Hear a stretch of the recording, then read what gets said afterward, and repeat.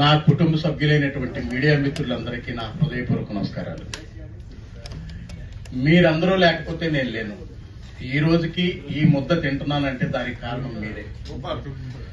ఎప్పుడూ కూడా నిద్దట్లో మిమ్మల్ని తలుసుకుని పడుకుంటాను, ఉదయం లేచిన వెంటనే మిమ్మల్ని కలుస్తాను. అంటే ఇదేదో గాలి మాటలు లేకపోతే ఏదో పై మాటలు మాత్రం కాదు, హృదయం నుంచి వస్తున్నది. మనకి జాక్పాట్ తగలట్లా. నాకు ఒక జాక్పాట్ తగిలితే అది డెఫినెట్ గా మనందరం షేరింగ్ చేసుకుంటాం. ఒక పండు కాస్తే ఆ పండును ముక్కలు చేసుకోవాలన్నదే నా ఉద్దేశం. కాకపోతే ఏంటంటే ఇంతకంటే ఎక్కువ నేను మాట్లాడలేను. లేకపోతే ఈ సినిమా గురించి ఒక చిన్న విషయం చెప్తాను. ఆ ఏజ్ లో డైరెక్టర్ గారు ఎంతో కష్టపడి ఆయనకున్న తక్కువ విత్తనాల్లో అద్భుతంగా ఈ సినిమాని చిత్రీకరించారు. ఈ సినిమాని నేను చూసి నాకు సినిమా బాగా నచ్చే ఈ సినిమా చేయడం జరుగుతుంది.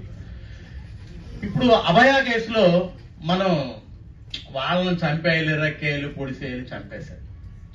లేకపోతే ఎక్కడో తాతారావో లేకపోతే ఇంకొకడెవడో ఈస్ట్ గోదావరిలో.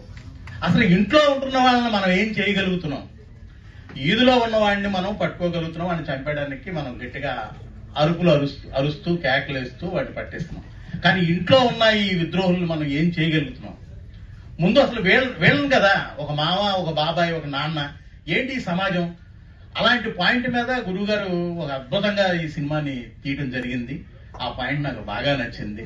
ఇది డెఫినెట్ గా సినిమా రిలీజ్ అయిన తర్వాత ప్రతి వాళ్ళకి అర్థం అవుతుంది. ఇకపోతే గోడ అన్నారు కానీ నేను గోడ కాదు. ఆయన సినిమా లేకపోతే నేను ఎక్కడున్నాను? ఆయన సినిమా ఉంది కాబట్టే నేను మీ ముందుకి వచ్చి మాట్లాడగలుగుతున్నాను.